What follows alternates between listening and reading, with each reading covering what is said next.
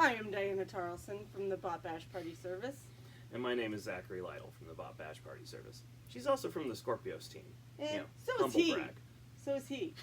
Season 2. So, we just got our new Hexbug toys, which was the really cool Witch Doctor with the rib cage. And the brand new Bronco.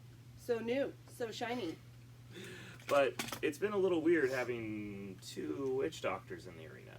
So, we were thinking about just retiring our old Witch Doctor out of the set, but then we thought, there's probably something more fun we could do with this. Yeah. So we decided we wanted to modify this into a different BattleBot. But into who? There are so many cool robots to choose from. Who has 4 wheels? Well, Hypershock has 4 wheels. That's true. But we don't have a rake. But we don't have a rake. Lockjaw has 4 wheels. Yeah, but they're... He's not really, doesn't look the same. His are angled. Yeah. Oh! We have a Bronco toy. Guess who Bronco just fought? That was a pretty epic match in the last episode. Oh my gosh. So there is one bot. They are 4 wheels. And they've got a spinning weapon about this size. There is a robot that's been kicking a lot of butt in the new season. Don't you mean a lot of bot? Oh! Ah. So, in today's video, we're going to go over how you can turn your old Witch Doctor toy into a brand new Whiplash toy. Whiplash! Yeah! Let's do it! Alright, so the first thing we need to do is disassemble our Witch Doctor toy. This will allow us to modify the pieces and to paint all the different parts. So we're going to start by taking off the 3 pieces that just come off when it gets hit by stuff. Next, there's a series of Phillips screws. 1, 2, 3, 4, 5, 6, 7, 8. We need to take out all of them. But before you get into the electronics, we should take out the batteries. So that's 1 Phillips screw on the bottom. And here we go. Alright, now that we have all the screws out of the robot, we're going to go ahead and remove the top plate. One thing to note with Hexbug toys is the gearbox is held together by the pressure from the top and bottom plate. So when you remove this, all the gears are going to want to fall out. And it's important to remember where they go and make sure you get them back in that spot when you reassemble. I find it handy to take a photo of this before you pull the top plate off. So first, we're going to have the wheel piece. You will need to remove these wheels for painting. And then we're going to pull the weapon box out. After that, we pull off the front wedge, and if possible, I would just leave the rest of this right there. We're going to take the weapon piece, pull the sides off, and next we need to salvage this gear, and we're going to make a new disc for our Whiplash. To complete your Whiplash build, you need 2 items to be 3D printed. You need a blade and you need their back piece. So if you go to pinshape.com, we have uploaded both those prints for you. Just type in Battlebots Whiplash into the search engine and you will find the link to our files. Happy building!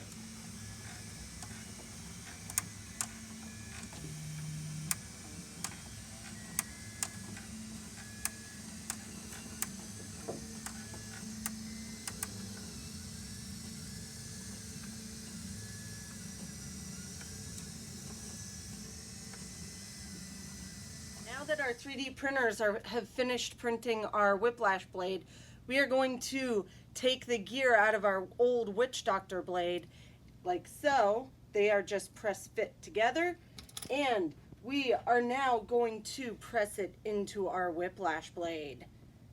So they just, as I said, they just press together.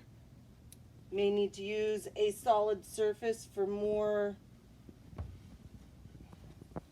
And like that, we are ready to go take on Bronco. Right. So we're back to the modifying bench. These are the parts we're going to have to take and modify. Specifically, we need to cut the tops off the little plow pieces, and we need to cut the bone section off the top of this plow piece, and we need to get rid of the little self-righting ribs that they have on these parts in order to make this look more like Whiplash. So I have my safety glasses on, and if you have never used a Dremel before, first, find your parents and get their permission. Second, read and test on something else before you try to do the actual cut. But I'm going to take the Dremel tool here. I've got a cutoff wheel in it, and we are going to slice off this section. So here we go.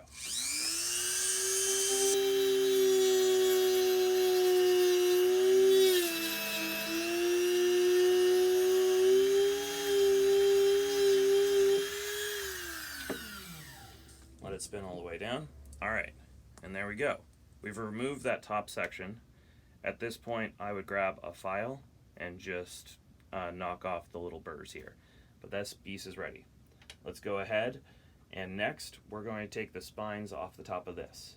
To find out where you want to do it, I would put the top piece on top of it and then make a red Sharpie line. Whiplash's plates sit just barely above his top plate, and so to get the proper Whiplash look, we just need little lines right across there to flatten out the top of this plow. So now with the mark, we're going to go ahead and turn the Dremel back on.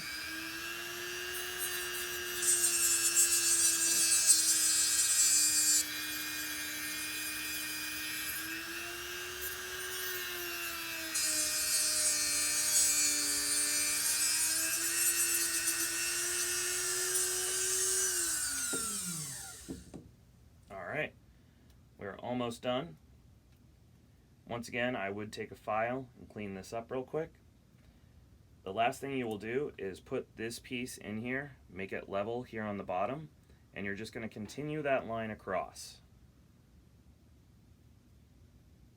So you know exactly where to cut. One more time, Dremel.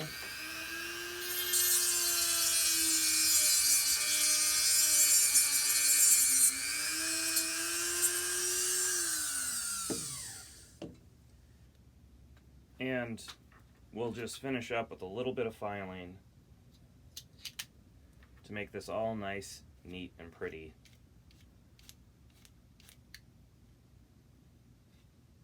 If you want to put the sanding attachment in on the Dremel, you can, but I find it faster to just leave the Dremel wheel, the cutoff wheel, and do the filing by hand. So rinse and repeat these two pieces on their left side counterparts, and you'll have everything done. While we're waiting for the priming pieces to dry, we are going to take the rest of the robot and we are going to start painting the rest of the robot. So I want to start off by saying this clear piece that goes on top of the electronics, we are not painting that. So you can just chuck that aside and deal with that later. We are not spray painting these two pieces, the electronics and this wheel assembly, because the spray paint will damage both mechanisms. And we want our robot to work when we're done with it.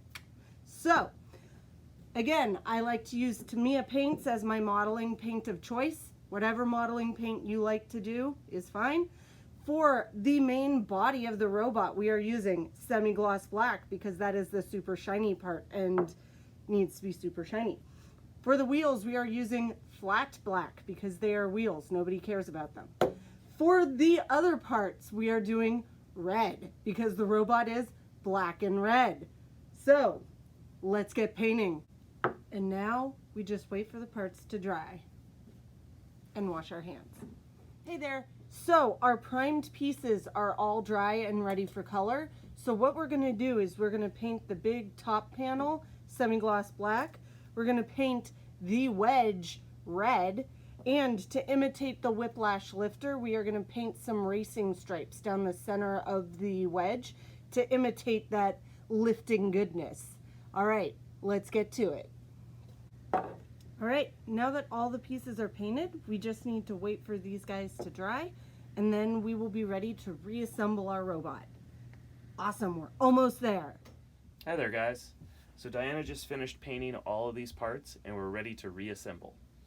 How I like to do this is you'll notice these tiny little gears. They have a steel pin that goes through them and they need to be properly seated. If they are not seated all the way down in their groove, your drive won't work when you reassemble this. So we're going to put the easy parts on first. First up is going to be this wedge that's now in the beautiful red and black. It's going to slot in right here. Next, we're going to put the weapon on. To do that, you're going to take the 3D printed blade with the pressed in gear. You're going to slide it onto the shaft. And you want to make sure this turns freely. If this doesn't turn freely, I would take a hand drill and open up this hole slightly. Sometimes, depending on your 3D printer, it might close up the hole a little bit. Then we're going to stick this on the other side. So we will have our blade assembly here. Our next step, make sure that's all together and turns freely. That will slot in here, and you should see the two gears mesh. And now I can see the motor turn as this piece turns. Alright, I'm going to press, it looks like we're rubbing on the wedge a little bit. So I'm going to press this gear in just a little more.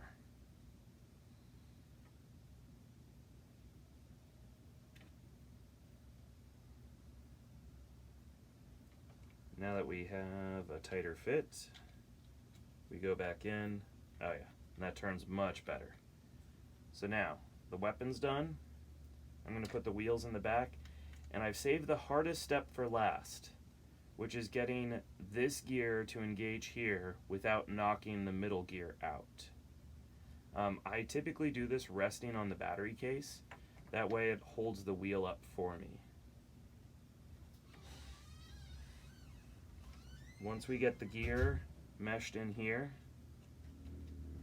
all you need to do is screw the top panel on. Alright. Here we go.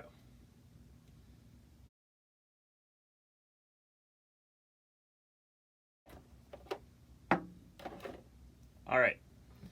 So our very last thing we need to do is we've reassembled the robot. We have got the blade on it, and it's looking awesome. But the last little thing is Whiplash has a cool lifter that allows him to do a lot of different things with it, honestly. We couldn't modify the toy to do the full lifter, but we did include this piece to glue onto the back to look like the lifter. Which I know is not as cool as putting an actual lifter on it, but I feel it makes it look more like Whiplash. So, grab some super glue or CA glue, whatever glue of your choice. Put just a little bit on the piece.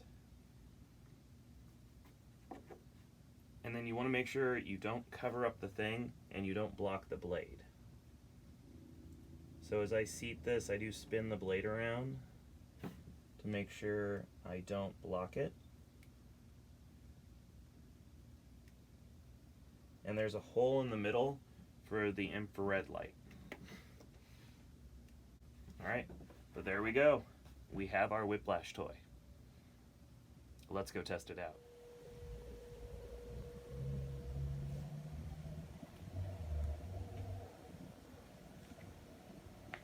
I'm Jason. And I'm Matthew. We're from Team Whiplash.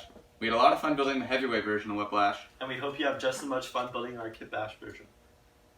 Alright, 3, 2, 1, go!